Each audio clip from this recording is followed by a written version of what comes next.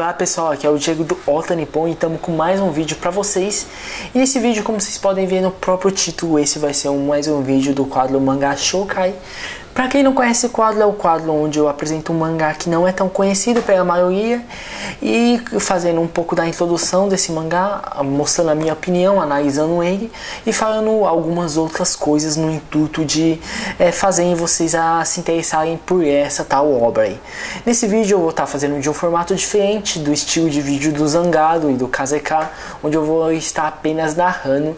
Espero que vocês gostem e também fica mais fácil para eu editar, eu acredito. E vamos pro vídeo aí. O mangá de Koe no Katachi, traduzindo seu título ao pé da letra, fica A Forma da Voz e conta a história sobre o protagonista chamado Ishida Shoya, que é um garoto da sexta série do ensino fundamental. Ele é aquele tipo de garoto bagunceiro e que não gosta de estudar e que é popular entre as meninas e meninos da sua sala, uma espécie de líder da turma e o mais popularzinho. Acho que todo mundo conhece alguma pessoa que se encaixa nesse perfil, né? Ou então já conheceu alguma parte da sua vida. O mangá conta a história desse protagonista até o momento que chega uma certa menina chamada Nishimiya Shoko e se muda para a sua sala. Essa menina possui uma deficiência, é uma garota surda e muda e a partir do seu caderno de anotações é a única forma de comunicação dela que ela tem com as outras pessoas. Ela escrevendo mensagens e as pessoas escrevendo mensagens para ela. Ishida, quando conhece a menina, começa a olhar ela com olhos diferentes, achando que como se ela fosse um ser de outro mundo e de certa forma começa a testar a deficiência dela. Testar dessa forma, ele começa a gritar nos ouvidos dela, imitar ela, jogar água e aos poucos isso vai se tornando um bullying e outras pessoas da sua sala vão se juntando a esse bullying, virando um bullying conjunto com várias pessoas em cima de uma menina.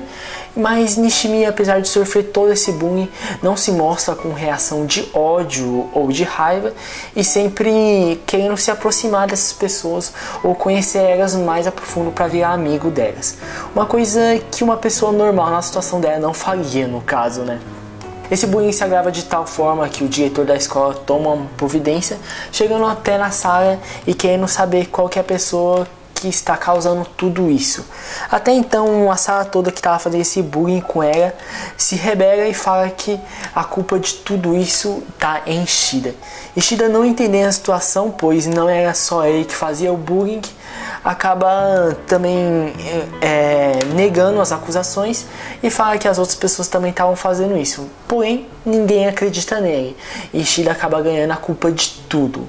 Ishida acaba virando um alvo de bullying após isso, e quando vira esse alvo de bullying fica confuso e se revolta com isso e vai para a agressão em cima de Nishimiya, a pobre garota surda e muda. Após essa agressão, os dois se agridem e chegando ao ponto de Nishimiya se mudar de escola, saindo dessa escola. Após esse fato, tem um time skip de 5 anos no mangá, e Ishida com alguns fatos que ele acabou descobrindo, e 5 anos depois ele acaba obtendo maturidade e ficando mais adulto, no caso, com outros pensamentos, e acaba se arrependendo de tudo que ele fez de Nishimiya na sua sexta série. E dessa forma ele se decide encontrar com Nishimiya e se redimir de tudo que fez e pedir desculpas a ela. E aí que se segue o verdadeiro caminho do mangá, o seu reencontro com Nishimiya e o seu diálogo após 5 anos, que é bem interessante. Como vocês podem ver com a própria introdução da obra, a obra é mais uma obra de Slice of Life que eu estou apresentando para vocês. Me desculpem, eu leio muitas obras de Slice of Life aí.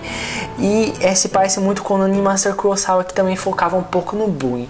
Porém, Koe no Katachi tem uma pegada um pouco mais pesada.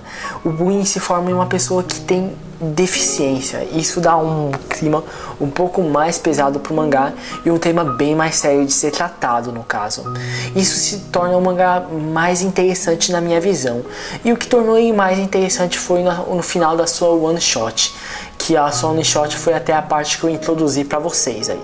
A one shot se focando também no arrependimento do seu personagem e quais ações ele tomará após 5 anos de ter atrás, quando ele fez o bullying em cima de Nishimiya, e como ele vai se redimir de tudo isso após o seu reencontro com ela. Uma coisa bem interessante de ser tratado e que deixa você bastante curioso para o que vai acontecer após isso. É um mangá que eu recomendo até o momento. É um mangá que, apesar de tratar desse tema bem forte, ele tem pequenos pontos de românticos assim, e vale a pena para quem gosta de uma obra um pouco mais romântica, talvez. Relacionando esse mangá com outros mangás além de Onani Master Kurosawa, há uma outra obra que eu cheguei a ver também, que é uma obra shoujo chamada Life. Nela também foca o tema bullying, um bullying e uma menina superando esse bullying de forma muito violenta, esse bullying retratado. E esse mesmo mangá shoujo teve a sua adaptação em novela, e que foi a mídia que eu acabei conhecendo esse mangá, no caso.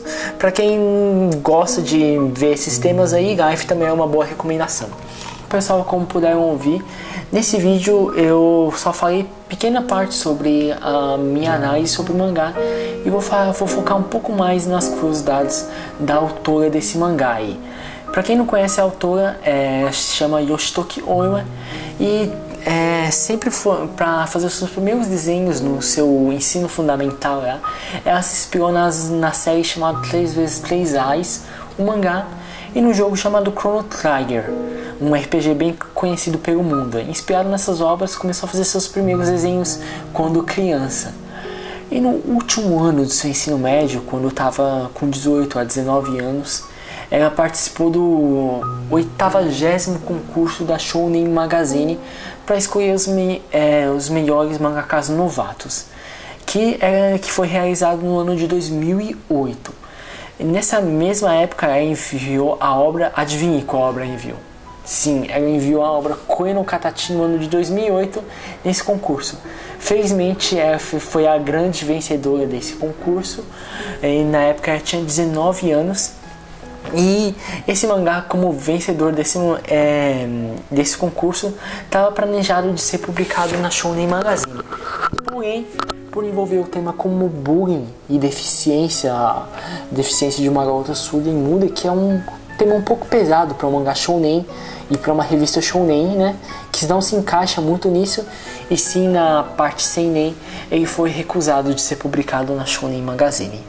Porém, como a autora ficou muito conhecida pelo seu talento, pelos editores e staff da Shonen Magazine, escolheram ela para ilustrar e transformar um livro best-seller no Japão na época, chamado Marduk's Camber.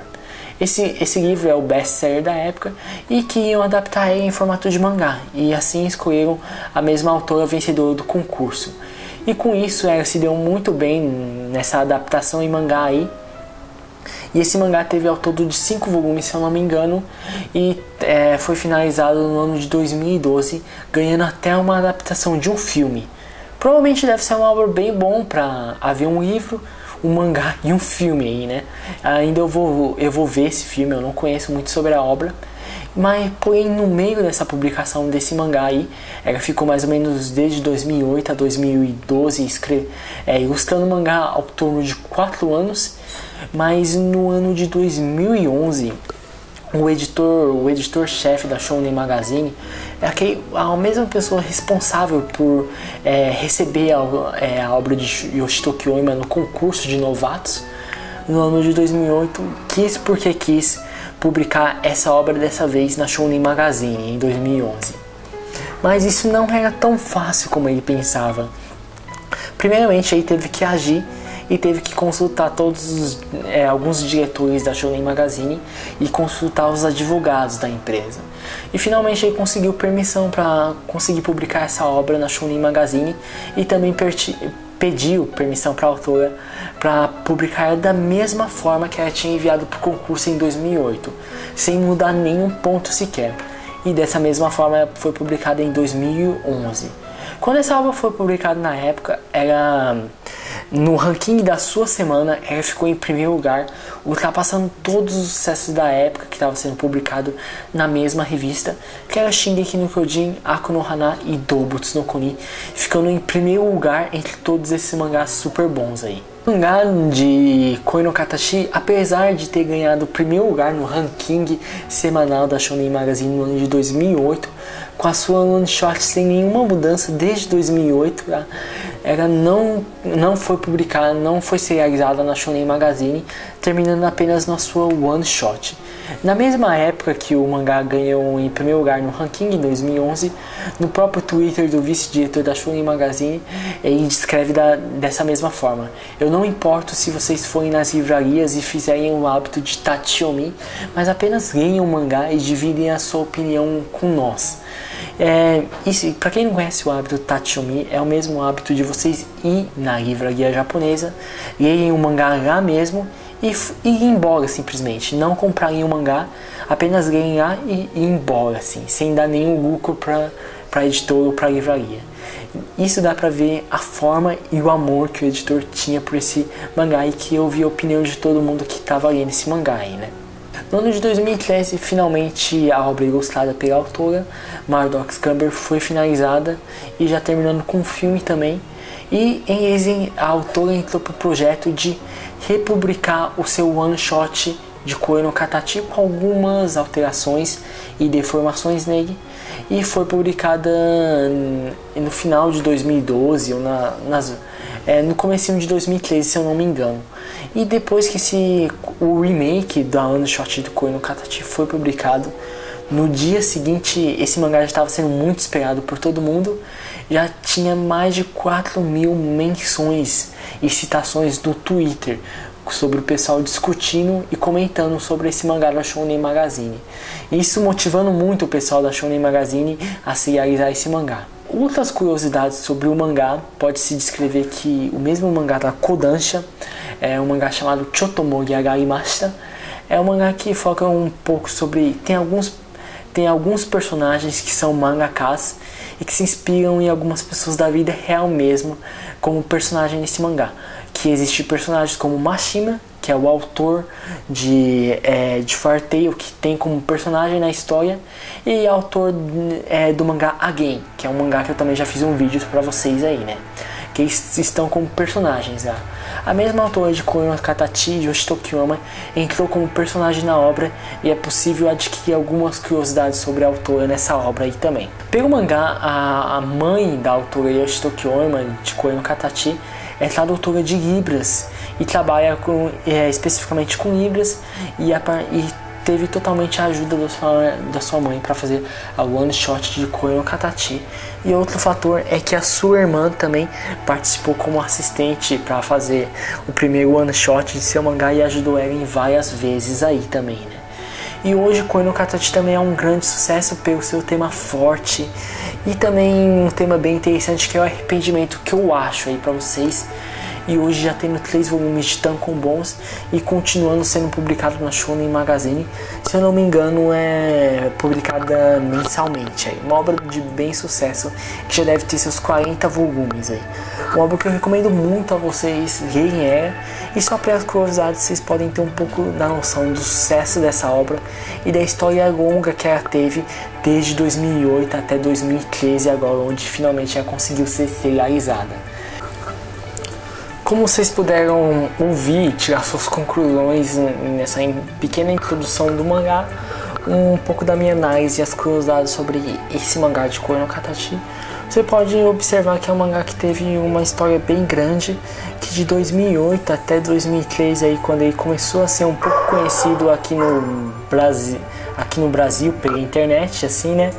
Ele teve uma grande história, sendo em 2008 publicado pela primeira vez, e só em 2011 sendo lançado pela primeira vez após 3 anos aí. Um mangá que repercutiu bastante na Shonen Magazine e que decidiram só reaproveitar finalmente em 2013 agora, né? Essa é uma história bem interessante aí, e a autora já fazendo bastante sucesso já com o seu primeiro título, que ela escreveu pela primeira vez lá no seu ensino médio aí, né? E esse mangá que foca como esse tema aí, né? É um tema que é um pouco forte, envolvendo bullying mas também é uma deficiência, mas nada se comparado à violência de Shingeki no Kyojin, no caso, né? Já que esse mangá também, se eu não me engano, ele é publicado mensalmente.